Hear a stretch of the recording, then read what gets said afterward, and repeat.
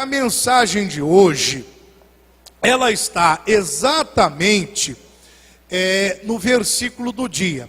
E o que é que diz o Salmo 85, 9? Está escrito assim: certamente que a salvação está perto daqueles que o temem, para que a glória habite em nossa terra. Para que a glória habite em nossa terra. Então, vamos entender aqui. Nós estamos vivendo o mês da salvação. Salvação, no livro sagrado, é uma palavra muito ampla, que não significa apenas o direito de você morar no céu, mas o direito de você ser curado, de você prosperar, de você ser liberto do pecado, de você ser uma pessoa feliz em Deus. Então a palavra salvação é muito grande, também diz respeito à salvação, à libertação e cura, enfim, todos os milagres. Agora uma coisa que eu quero te chamar a atenção, dentro desse versículo, que é o Salmo 85, 9, que nós acabamos de ler, que esse milagre não é para todos. Que é isso, pastor? Olha o que Deus está dizendo aqui, ó. Certamente que a salvação, ela está perto de quem? Do que os temem. Nós temos que aprender que o milagre da cura, o milagre da prosperidade, o milagre da saúde, da salvação da família, está perto, mas não está perto de todos. Ele está dizendo aí que está perto de todos aqueles que temem, dos que temem a Deus. E o que vem a ser temer a Deus? Tem pessoas que não entendem o que significa a palavra temor. Elas confundem muito com medo. Não, o temor é um respeito que nós temos pelas coisas de Deus. É o respeito pelas coisas de Deus. Então, quem respeita as coisas de Deus, quem tem esse temor, a salvação, o milagre, a bênção, está bem mais perto dele do que ele imagina. Está bem mais próximo dele do que ele imagina. Não sou eu que estou inventando essas palavras, não. Olha o que o salmista diz aqui, ó. Certamente, ou seja, com certeza, que a salvação está perto, não é de todos, mas daqueles que o temem. É daqueles que respeitam a Deus. Uma certa feita, uma pessoa perguntou para mim assim: por que o senhor não faz isso? Porque o senhor é crente, é religioso? Eu disse para ele: nada disso. Esse negócio de crente, religião, isso aí não serve para nada. Eu não faço isso porque eu temo a Deus. Mas o senhor tem medo de Deus? Não, eu respeito a Deus. A pessoa que respeita a Deus, ela não vai falando qualquer besteira. Ela vigia o que ela fala. Ela vigia o que pensa. Tudo porque o pensamento e as palavras e as atitudes podem ofender a Deus. Podem ofender. E aquele que teme a Deus, ele sempre vigia a sua vida, o seu procedimento, para não desrespeitar o Deus Todo-Poderoso. Aí eu faço uma pergunta para vocês, uma pergunta muito interessante: de onde é que vem a nossa salvação? A nossa salvação vem do Senhor, correto? E o Senhor, o Deus Todo-Poderoso, Ele tem colocado, você sabia que todos nós temos um anjo da guarda? Esse anjo da guarda é o Senhor Jesus. A Bíblia não diz, aí é que eu vou entrar ligando com o assunto que nós estamos falando hoje. O Salmo de capítulo 34, versículo 7. Vamos ler? Salmo 34, versículo de número 7. Olha que interessante esse salmo aqui, gente. Isso aqui é para a gente colocar no coração e meditar, ó. O anjo do Senhor. Quem que é o anjo do Senhor? É o Senhor Jesus. Acampa-se ao redor do quê? dos que o temem e os livra. Então veja que a condição, então na primeira pergunta que eu fiz, que a nossa salvação vem de quem? Vem de Deus, vem do Senhor. E Jesus também é Deus, ele disse, eu e o Pai somos um. Então, o temor do Senhor, o anjo do Senhor, perdão, acampa-se ao redor daquele que teme. A condição para o Senhor Deus acampar ao seu redor é o temor. Quando você deixar de temer a Deus, o anjo do Senhor sai de perto, você fica sozinho. Porque ele está dizendo que o anjo do Senhor se acampa ao redor só daqueles que temem, pessoal. É por isso que às vezes a pessoa faz uma oração e ela não recebe resposta, que Deus não está ali, ela não respeita Deus. Isso é muito sério o que Deus está falando aqui. Se a nossa salvação, ela vem de Deus, então o anjo do Senhor tem que estar sempre, que é o Senhor Jesus, ele tem que estar sempre ao nosso redor. E qual a condição dele estar ali? É o temor a Deus. Porque nós lemos o Salmo 85, 9, que certamente a salvação está perto daqueles que temem. Pessoal, nós precisamos temer mais a Deus. Às vezes, as pessoas, elas ouvem a palavra de Deus, mas elas não temem. Olha o que diz lá no livro de Abacuque, capítulo 3. Vamos lá para o livro de Abacuque. Abacuque, capítulo 3, versículo 2, a parte A do versículo.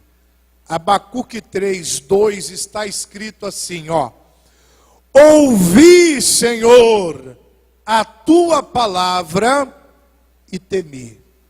Olha só. Eu ouvi, Senhor, a tua palavra e temi. O que ele está querendo dizer? Eu ouvi, Senhor, a tua palavra e respeitei. Às vezes as pessoas ouvem a palavra de Deus, mas não respeitam. Elas saem da casa de Deus e saem fazendo exatamente o contrário daquilo que elas ouviram. E esta é a maior falta de respeito que a pessoa tem com as coisas de Deus. Quando ela ouve, sabe o que é certo, mas faz o errado.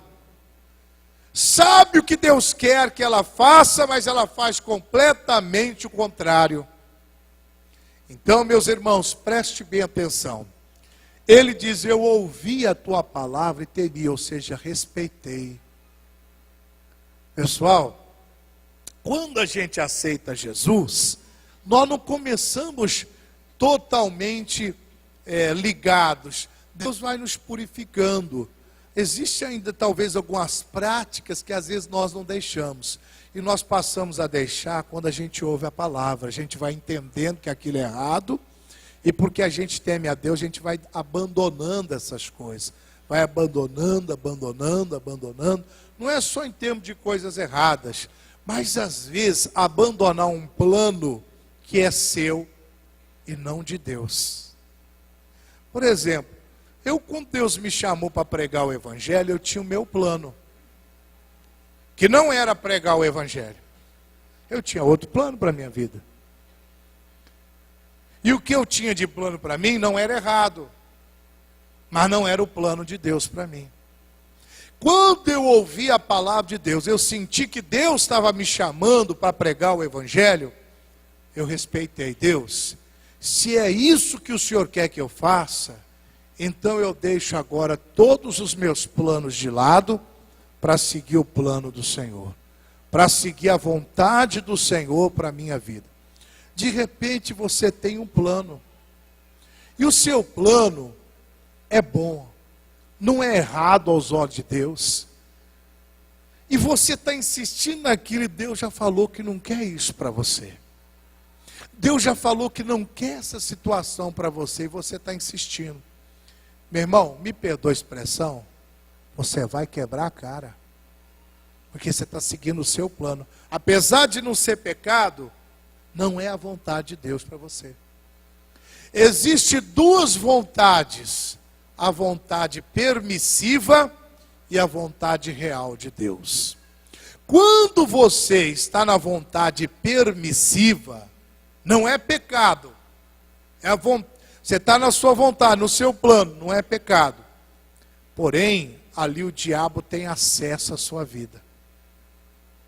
Agora, quando você está na vontade real de Deus, o diabo pode tentar de todas as maneiras que ele não consegue tocar em você. Por exemplo, Deus me tirou lá de Belo Horizonte, lá do estado de Minas Gerais. Nós tínhamos uma igreja toda estruturada lá, um templo para 2.000 pessoas. Já tínhamos espalhado igrejas por todo o estado. O trabalho estava estabilizado. Se eu disser para você que eu não tinha plano de ficar mais tempo lá, eu tinha. Mas quando o missionário R.R. Soares orou, me chamou para conversar do que eu achava desse projeto que ele tinha para Manaus, eu disse exatamente o seguinte para ele: eu estou à disposição. Eu prefiro sofrer, não que seja sofrimento aqui, nada disso, mas eu prefiro comer farinha pura, estando no plano de Deus, do que comer caviar fora do plano divino. Se bem que caviar é ruim demais, né? Esse trem só tem fama. Mas caviar é ruim demais. Quem já comeu caviar? Gostou? É ruim demais, né? Meu Deus do céu. Então, ainda que você, às vezes a pessoa está no plano dela, e ela está no bem bom, mas não é a vontade de Deus. Eu prefiro passar a luta que for, como diz lá na minha terra, passar o perrengue que for, mas na vontade de Deus. Porque eu sei que aquilo que o salmista diz: ainda que eu ande pelo vale da sombra da morte, eu não temerei mal algum. Ainda.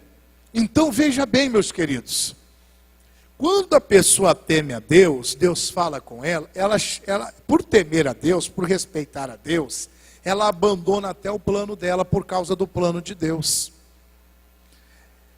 E isso, pessoal, Jesus nos ensinou. Quando Jesus estava orando lá no jardim do Getsemane, ele orou assim: Pai, se possível, passa de mim este cálice. Que cálice era esse que Jesus estava falando? Era o cálice da morte. Ele pediu para Deus passar dele aquele momento. Se a oração de Jesus terminasse ali, a nossa vida hoje, mas graças a Deus, que depois tem uma vírgulazinha, Jesus continua dizendo assim: no entanto, seja feita a tua vontade e não a minha. O que Jesus fez? Abriu mão do plano dele por causa do plano de Deus. Isso é temor, isso é respeito. Por isso que a salvação hoje está perto de mim, está perto de você, está perto de todos nós. Amém? É você temer, é você respeitar, é você abrir mão, às vezes, de uma coisa que é até vantajosa para você, mas que não é o plano de Deus. Quando a pessoa teme a Deus, ela é capaz de abrir mão. Ela é capaz de dizer: Deus, eis-me aqui, Senhor. É isso que o Senhor quer? Eu vou fazer. O temor a Deus é isso. É o que o Abacuque está falando aqui. Ouvi, Senhor, a tua palavra e temi, e respeitei. Às vezes a pessoa ouve e não respeita. E o que é que diz que ela respeita? Se ela está respeitando ou não. É se ela praticar aquilo ou não. Se ela não pratica, significa que ela não respeitou o que ela ouviu. Agora, se ela praticar, significa que ela está fazendo o quê? Respeitando, se ela praticar. Se você pratica, você respeita. E se não praticar? É falta de respeito, não é? Às vezes nós fazemos com Deus como aquele rapazinho faz. O pai fala para ele assim: filho, olha, amanhã o teu pai vai sair mais cedo. Bem mais cedo, não vai dar para ir à padaria comprar o pão e o leite, mas você vai fazer isso. Você vai, compra o pão e o leite, seus irmãos tomarem o café para estudar. Você vai e faça isso. Tá bom, pai? Sim, senhor. Aí o pai sai de madrugada. O filho, o relógio desperta. Ah, eu vou dormir mais um pouquinho. E passa da hora e não faz o que o pai mandou. Pai chega depois do trabalho. E aí, filho, fez o que o pai mandou? Ô, pai, eu perdi a hora, não fiz. Ele respeitou o pai dele? Não respeitou. Porque se tivesse respeitado, ele teria feito o que o pai mandou. A mesma coisa é com Deus. Se nós respeitamos a Deus, a gente faz o que Ele manda, sem questionar. É aí que está o segredo de nós sermos abençoados. É aí que está o segredo de recebermos a grande vitória. Por isso, vamos voltar aqui para o cartão. Nós começamos aqui no Salmo 85, 9. Por isso que está escrito: certamente que a salvação está perto daqueles que o temem. Está perto daquele que teme, que respeita o Senhor, que faz o que Deus manda, que não é desobediente, que não é aquela pessoa que vira as costas para Deus e não quer saber de fazer o que Deus está mandando. Por isso que tem gente aí orando, não recebe nada. A salvação está longe dele. Está longe.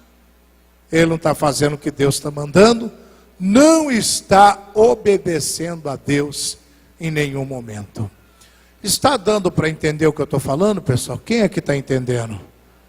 Então eu estou falando da salvação, que a salvação é a bênção completa.